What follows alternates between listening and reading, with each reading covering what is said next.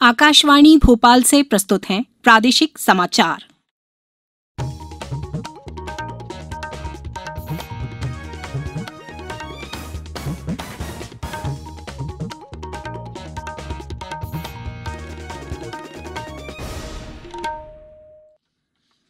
नमस्कार, समाचारों के साथ मैं राना शाहिद।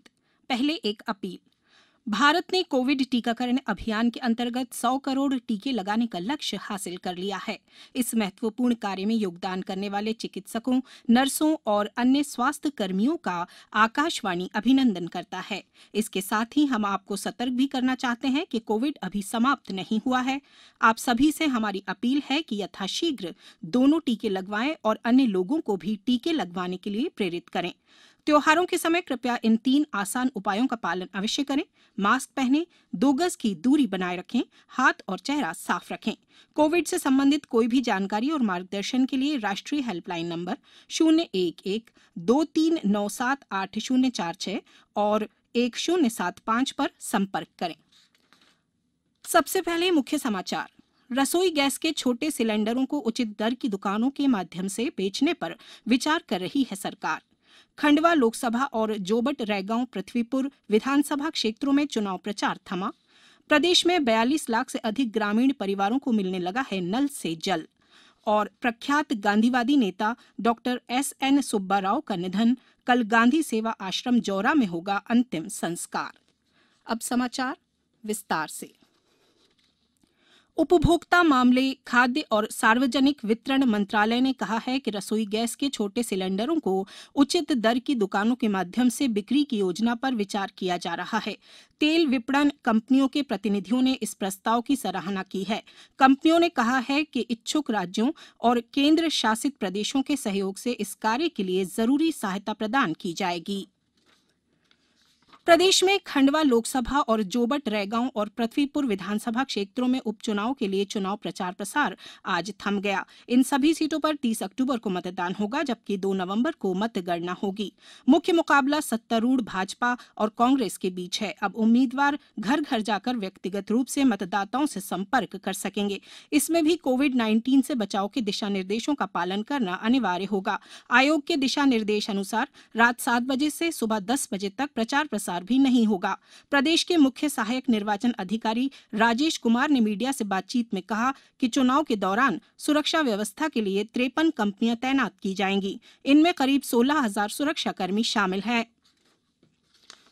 सूचना और प्रसारण मंत्रालय ने सभी प्रिंट, इलेक्ट्रॉनिक, डिजिटल मीडिया और निजी टीवी चैनलों को समाचार कार्यक्रमों, रिपोर्टों और बुलेटिन के दौरान आजादी का अमृत महोत्सव लोगों को दिखाने का परामर्श जारी किया है। अमृत महोत्सव इस वर्ष 12 मार्च से शुरू हुआ था और अगले वर्ष 15 अगस्त को समाप्त होगा। स्वतंत्रता के 75 वर्ष पूर्ण होने के सिलसिले में आजादी का अमृत महोत्सव अभियान चलाया जा रहा है, जिसके अंतर्गत देशव्यापी समारोह आयोजित किए जा रहे हैं। अब समय है अमृत महोत्सव क्विज का।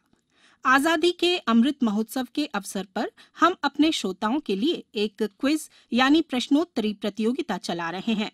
इसमें मध्य प्रदेश में स्वतंत्रता संग्राम, स्वतंत्रता सेनानियों, प्रदेश के इतिहास, भूगोल, पर्यटन स्थलों और अन्य घटनाओं से संबंधित एक प्रश्न हर बुधवार पूछा जा रहा है। इस बार का सवाल है, विख्यात कवि भवानी प्रसाद मिश्र का जन्म स्थान कहाँ है? आप इस प्रश्न का उत्तर हमारे ईमेल आकाशवाणी समाचार quiz@gmail.com या हमारे व्हाट्सएप नंबर 9589943350 पर दे सकते हैं।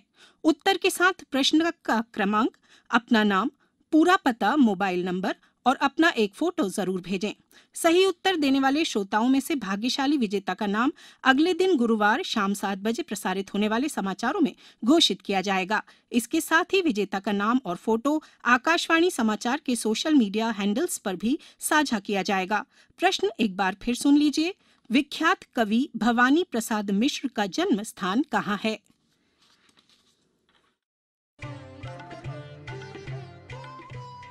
कोविड-19 से बचाव और सुरक्षित रहने के 3 उपाय। मास्क लगाएं, 2 गज दूरी है जरूरी, सुरक्षित दूरी रखें, हाथ और मुंह साफ रखें।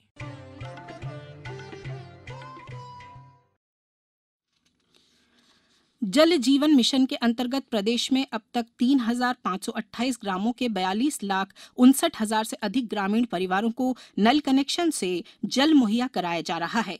यही नहीं, ग्रामीण क्षेत्र की करीब 94,800 शालाओं में से 61,500 शालाओं में और करीब 66,000 आंगनवाड़ियों में से 37,000 आंगनवाड़ी केंद्रों में नल कनेक्शन से पेयजल पहुंचाया जा चुका है। जानकारी के अनुसार सभी ग्रामीण परिवारों तक नल कनेक्शन से जल पहुंचाने के लिए 2,118 ग्रामों की जल प्रदाय योजनाओं में 90 से 100% और 1,763 ग्रामों में 80 से 90% तक कार्य पूर्णता की ओर है। शिक्षा मंत्रालय ने 4 वर्ष के समेकित शिक्षक शिक्षा कार्यक्रम ITEP के लिए अधिसूचना जारी कर दी है।